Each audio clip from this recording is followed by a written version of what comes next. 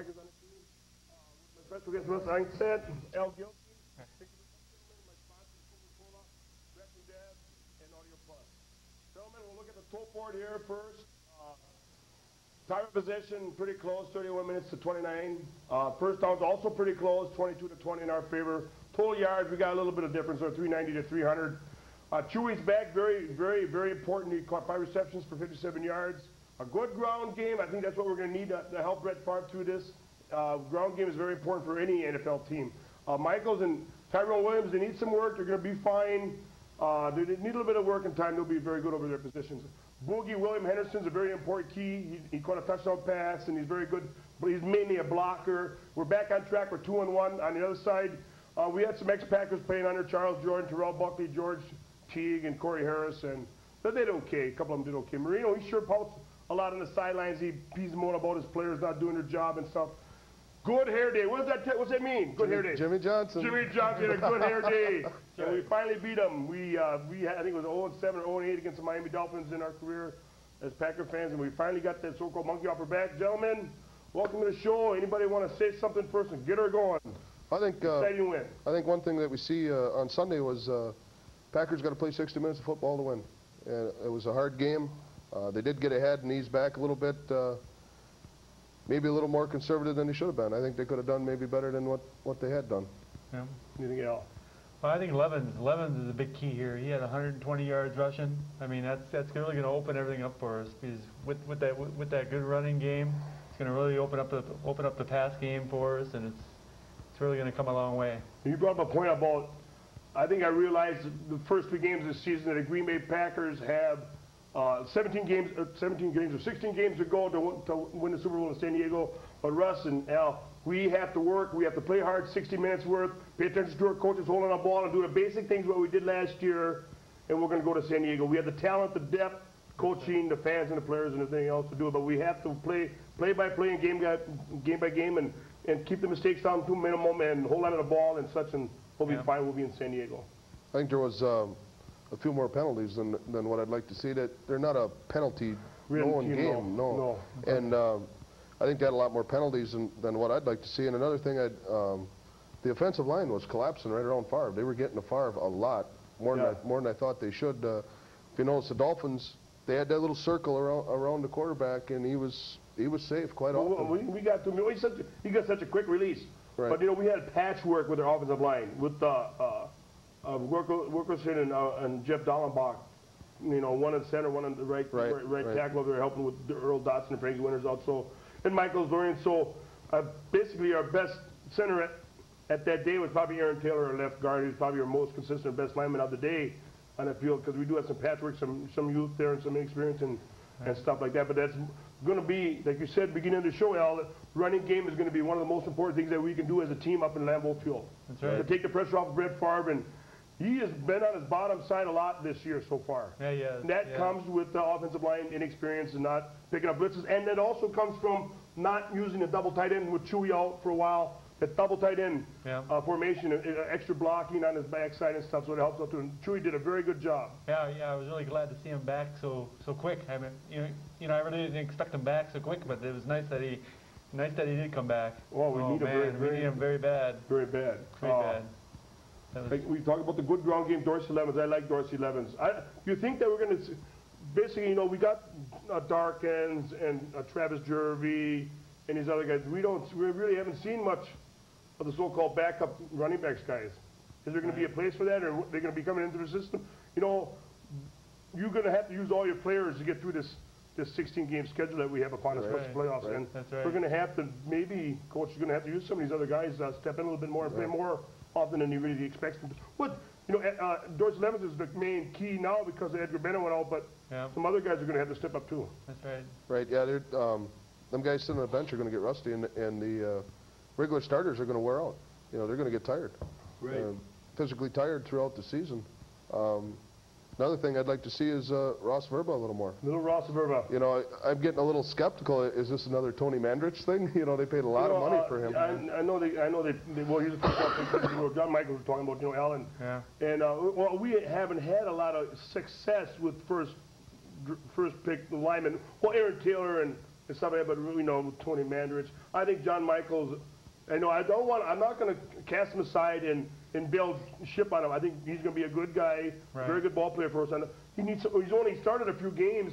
You know, he was hurt last year with the Rutgers thing, and so he didn't really play a lot, and he was hurt and everything. He was kind of small and stuff. Now he's bulked up a little bit. He's got bigger, I think quick of feet is the most important asset for the offensive lineman, and quick hands and feet coordination. That's right. And I think John Michaels,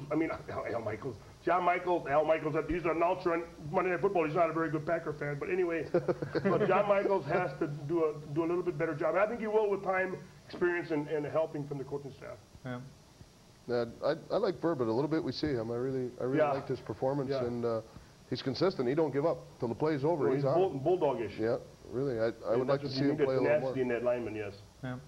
Okay, then we're going to get to, okay, we just talked about Michaels. How about Tyrone Williams? He's taken Craig Newsom's spot over there in the corner. Oh, yeah. And, you know, he's a highly draft pick out of Nebraska a couple years ago, and he did pretty good in a playoff game last year. And so he has the talent to play over there on that corner. But he also got burned early, but then you're on an island out there, Al. On the corner, you're an island out there. You have to have somewhat of a, okay, you beat me this time, but you're not going to beat me next time attitude. Right. And stick them at the line and work real hard off and keep them. You're not going to beat him every play. No. You know, you're just not going to. Well, you could do that. Well, you could beat him every time. Sure. You're not as good as that Buck Toller, but you're pretty good. But okay, then we're talking about Boogeyman. They call him William Henderson. He's a fullback extraordinaire. And he has good hands. He caught the touchdown pass on the flat for Brett Favre, 10 yards wide open. Yeah. But his main scheme, Al, is the block for Dorset Evans and basically halfbacks in our offense. Right. And he's very good too. I'm glad we have him. Yeah. It also helps him, you know, at times he gets the hold of the ball and runs with it too. Yes. I mean, he's a big guy, and once he gets going, it's hard to stop him. Yes, he's a very important part of our offensive scheme. That's right. And we're back on track. How about them, Pack? Back on track? Back on track. We're 2-1. We played 3 games, and each season's young, and our offense hasn't been up. I think somebody just told me we're like 6th offensively and maybe 10th defensively ranked in the NFL. Okay. So, I mean, hopefully every week now we'll climb up a little bit. Going up, sure. You know, like last year we ended up number 1 on both sides of the ball. So maybe now with no more injuries. Yeah. With no more injuries, we should be able to climb up the ladder and get to the top of the NFL as defense and offense. But and also, how about turnover situation, gentlemen? Well, Evans had one. Referee, get out of town, referee. What are you trying to do, huh? That was a good interception, a little ticky-tacky on that play over there. Yeah, that was a nice, clean out. Well, might be side of a one-way kind of a guy with a pack, but what do you think? Would you think that was a ticky-tacky call? About that? Maybe that should have been an interception. It was questionable, and without a replay camera, humans make mistakes. You know, if the ref called it wrong, he called it wrong. Yeah, but see what do you think? Speaking of the plays, now you think there should be? What's your thought on instant replay sort of stuff? Well, I mean, we'll get to this other stuff, but I mean, what do you think about it? My opinion is it's good. I think it's good and it's bad. Yeah. If you do the instant replay thing, you're going to end up having a 4-hour game. Yeah. You know, it's going to be longer and longer and longer, and your spectators are going to get tired. You know, the replay after replay after replay. You know, call it as you see it. That's my opinion. Play the game and call it as you see it. You play a clean game. They do have 7 referees, and every referee can't see every play. But you would hope that a couple, 3 referees would see the play and they would make the proper judgment and say this or that or the other thing about the play. Okay, and as I said, how about Terrell Buckley? Now we're talking about the Terrell Buckley and the ex-Packers. He did okay. Yeah, T-Bucket. T-Bucket did okay. Yeah. Would have been nice if he could have performed for Green Bay like that when he was here. You know. He had trouble up here. Yeah. He did. Yeah, well, he had a lot of maybe trouble. more talk than action, so to speak. Right, But he did okay against Robert Brooks and stuff. That's right. Had a couple of balls away and stuff. He tackled and stuff. So, how about Dan Marino? Dan Marino will be in the Hall of Fame. He's got all kinds of yardage and touchdowns and this, that, and one thing that's going to elude Dan Marino is what do we got? Lacking a Super Bowl ring. There you go. No ring. I don't think Dan Marino's going to get a Super Bowl ring. That may be a little frustrating for him, being as good as he is. It's got to be. Yeah. And I know he's a good quarterback. He's a good quarterback. Take that away from him. He's a very good quarterback. He sure is kind of a, I don't know, pouty, mama's sort of a boy Yeah, he on the was- sidelines, yeah. kind of mad at his other players. Yeah. Yeah, we He's, were thinking that anger was going to get the best of him in the game, and I think maybe it did take some toll on the game for him. Yeah. His anger. I know he wants. He's awful competitive and stuff too. So. Yeah. Yeah. You And, gotta. I'd like to see him. You know, if we're going to talk about them a little bit. He seems like he wants to get mad at everybody instead of, in my opinion, instead of getting mad at somebody, let's turn around and try and correct what we did and, you know, play the next play or the next series a little bit different instead of getting upset and just, you know, hollering at them and so forth. Yeah. Feelings get hurt even in older people, you know, and grown-ups. I mean, kids get hurt too, but Yeah. grown-up people, you know, the guy's out there maybe playing his heart out, and he might have slipped, and there was a lot of slipping going on. Yeah, speaking of slipping, how about that new turf? I guess the Packer players, Al, aren't really accustomed to that new so-called 50-50 AstroTurf grass with sand underneath or whatever the combination is. Yeah. They're having a tough time a little bit too. In fact, two of our key injuries got hurt on our own field. Yeah. Right. Yeah. Right. You know, so I don't know. Hopefully they'll get they said they're going to hopefully get adjusted pretty soon to that Right. field up there, the new field they got at Lambeau. Yeah, they lost some yardage with slipping too, you know, Yeah. slipping and falling. So did the Dolphins. Well, I think they spotted the ball bad too a couple of times. Sure. Yeah. You know, I mean, I'm thinking one-sided, but I think they might have spotted the ball a little bit short a couple of times. Yeah. But and then we'll talk about. You alluded to it before. Good hair day by everybody's real cream man is Jimmy Johnson. Jimmy Johnson. Out of hair, out of place, and that north wind blowing and everything else. Boy, it looks good. Women wish he had his hair. They had Sure. his Must hair. use a lot of hairspray on that. So Holmgren wants his hair. Holmgren wants his hair. Yeah, he wants his hair. That's what he said the other And night. we finally beat them. Yeah. Yeah. Finally beat the Miami it. Dolphins after all these That's right. times. That's right. You know, Nice. of course, the great Lombardi never faced him, but I know he would have beat him Oh, sure. and stuff. And Coach Mike has beat him now. And so, do you guys get to many football games? No, I've never been to a game. How about you, Al? You ever been to Lambeau? Yeah. I've been up there probably about 3-4 times. It's been 2 years now since I've been up there. So hard to get tickets, you know. It's Yeah, like speaking of everybody, tickets at Lambeau, I've been paying a C-note for a game ticket up there. And with all the people I know out there, I can't believe I can't find a cheaper ticket. And, well, so be it. But I'll be inside Lambeau Field again this Sunday. And the scalpers get pretty much what they want, I guess, for prices, for tickets and stuff. So, but it's just beautiful up there. Yeah, it is. Russ, someday I'll have to take you up to Lambeau. Yeah, I'd like to go. My wife and I would really like to go sometime. It's just like you say, it's hard to get tickets, and Yeah. you know, $100 plus for a ticket's a lot of money. Especially now with them winning the Super Bowl last year, it's hard to get tickets. 20 years ago, they couldn't give them away. They couldn't give them away. The first Super Bowl, I think maybe even the second too wasn't even sold out. Yeah, It wasn't even a sold out game. It was in the That was amazing. It was in the Coliseum. There's 107,000 whatever out there, so they didn't sell them out. Either one, I don't think they didn't sell out either one of them. That's right. But I work with these guys at Brenner Tank of Fond du Lac, and I'm glad you guys came to the show. It's a little different. You like my background and stuff here? that's great. Oh, yeah, I know Al, you live in Neenah, right? So Yeah. you're very Neenah people are very unfortunate. Don't get to see this #1 show next to the Red Green Show. This is the best show on cable access channel. Yeah. But anyway, I work with you gentlemen, and is it a good or bad thing working with the Green Man? Is it interesting man. or different or what? Tell me the truth now, Russ. I can take it now. It's intense. It's intense. Not a day without a Green Bay. Green Bay! Yeah, every day at work, it's Green Bay for every 15 minutes or so. Have you seen my toolbox at work? Oh yeah. Oh yeah. There's about $40 worth of bumper stickers on there on a $2 toolbox. So, it feels good to win. We had the talent, we had the coaching staff, Yeah. Exactly. the field, the fan support, and really everything that we need to go to San Diego in '98. But as I said before, I can't say enough, Al. If we don't pay attention play by play, game by game, even being as good as we are at home, That's the right. Green Bay Packers could fall on their butt side and take a header and lose one of these games.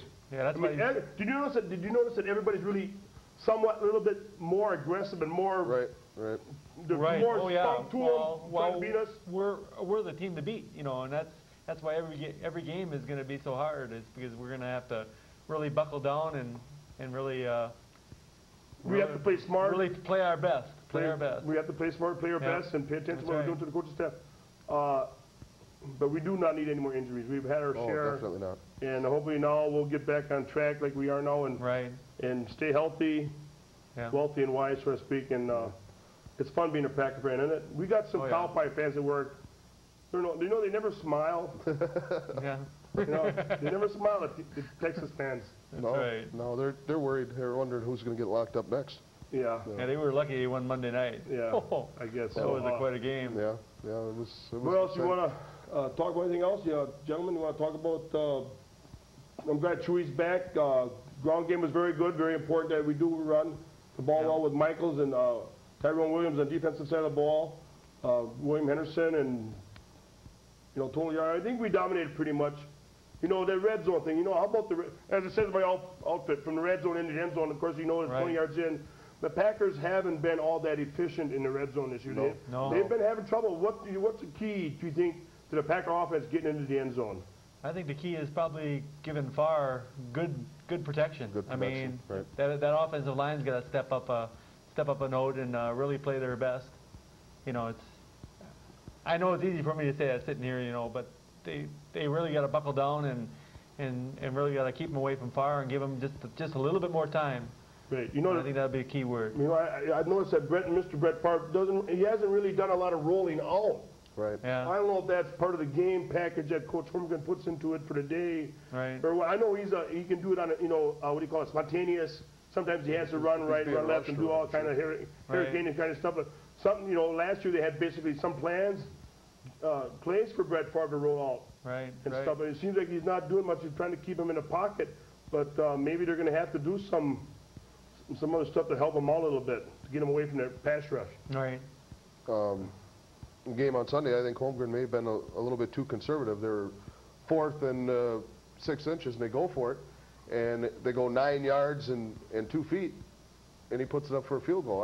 I think I'd have went for the end zone. Yeah. Speaking about, speaking about that, how about that with the Jimmy Johnson thing? 4th and 10, 30-yard line thing? No. There was plenty of time left in the game. Did he really think that his team was they could not accomplish anything else other than kick? Did they really think that fake would have worked out at 4th and 10 under 32? No way. No way. No way. What was? I mean, that was foolish. That was foolish in his part, because here you are. It's not that far into the game that they really had to risk that much. They should have. They should have really punted it away. Well, it was a good fake field goal thing in the beginning of the game. Right. That was good. I can understand that, but I don't think anybody understands what Jimmy Johnson was doing with that 4th and 10 on their own 32-yard line. Right. Not when we were way. Yeah. The ball was way on our end of the field. Yeah. No way. That was foolish. Yeah. That was foolish. You watch a lot of teams. Miami did it with the fake field goal, and Holmgren has no razzle-dazzle. No, it's straightforward. When it's punt time, it's punt time. When it's field goal time, it's field goal time. Well, There's no razzle-dazzle, no fake, no nothing. Russ, we have a very good punter. Henrik does a very good job. Very good. Pretty much our special teams maybe are not as good as they were last year. Al, we had a lot of success on both sides of the special teams as far as running ball. Well, nobody's going to score on us on a punt or kickoff, but our return yardage is not maybe what it's supposed to be. It has been in the years past. But the Green Bay Packers and Coach Mike Holmgren, I don't think he is much of a razzle-dazzle, tricky kind of a guy, because we had a talent that we can go straight forward on both sides of the ball. Right. We don't really have to do a lot of stuff. The teams with less talent and stuff like that, maybe come to our house. Yeah, maybe they have to use a little trickery or skullduggery to try to maybe catch us off guard a little bit and do a little damage to us and score on us. Witchcraft. Right. Or whatever. Yeah, but basically, I think Coach Holmgren and this smart team that we have is used to that. I think they've seen enough of this other stuff to be aware of what possibilities out there the teams may pull on us. Right. Yeah, I would say in the wide receiver part of it, it was nice to see Antonio Freeman bounce back, catching his balls like he should be and stuff, and also I'd like to see Derek Mays in there a little bit more. Yeah, Derek Mays. He does such a wonderful job there in preseason, and I know he can do good in regular season too.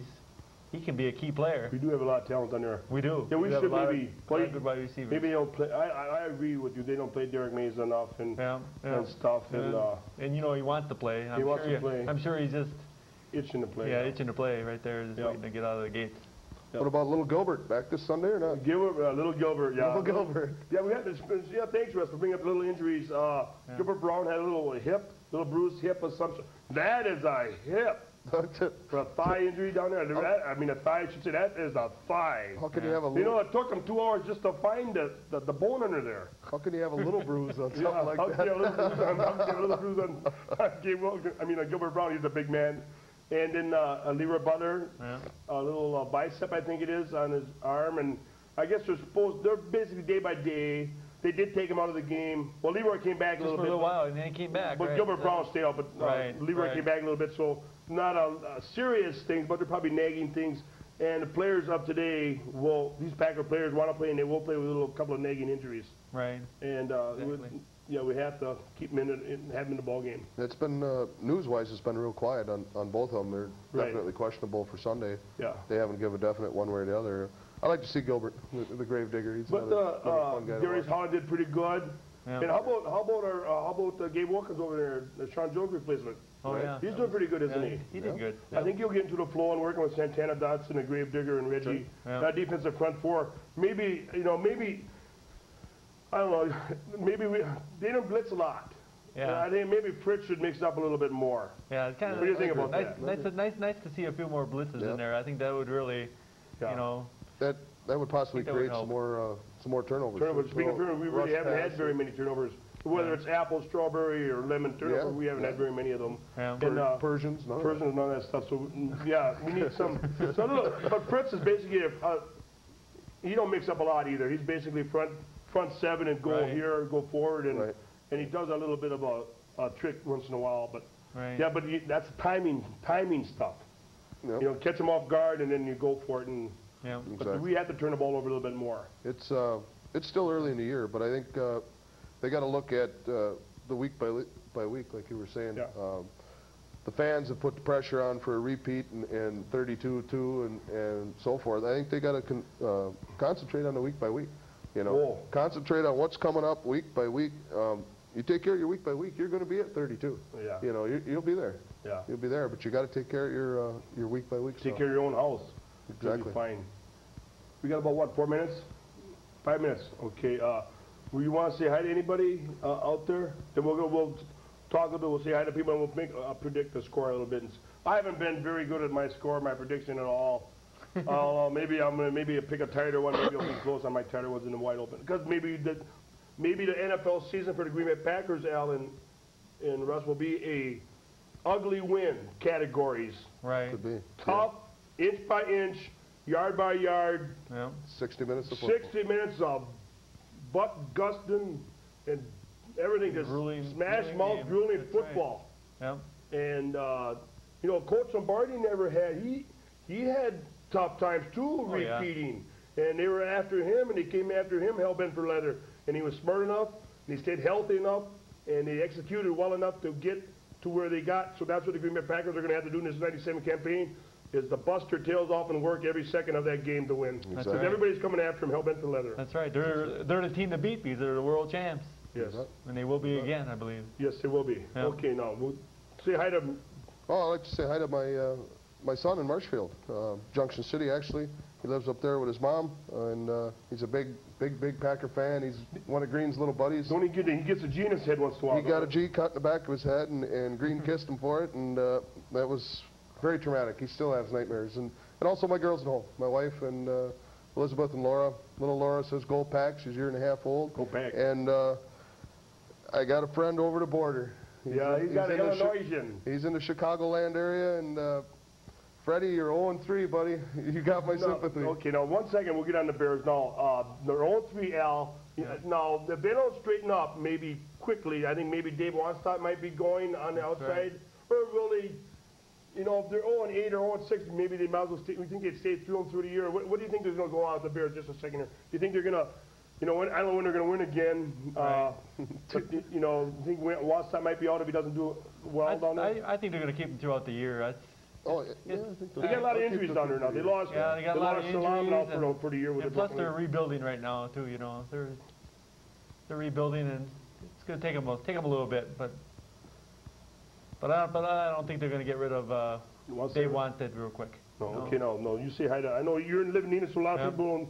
Well, No, you'll be seeing it anyway. I'm going to tape it. Yeah, I'm going to have it taped and stuff. But yeah, I'd like to say hi to my dad and my sister Linda and Joanne that are probably going to see us next weekend when they come up. And where are they from? I'd like to say hi to my wife and my 2 kids. No, you said they're from where are they coming from? Well, my one sister Linda is from Two Rivers, and my sister Joanne is from Milwaukee, north side of Milwaukee there. And So speaking of Milwaukee, it was a Milwaukee ticket holders ticket last Sunday at the Dolphin game, and they got the Lion game coming up. But yeah, that's the ticket game last Sunday. Yeah. They have the Lion game too? Yeah. That's their 2 games? Okay.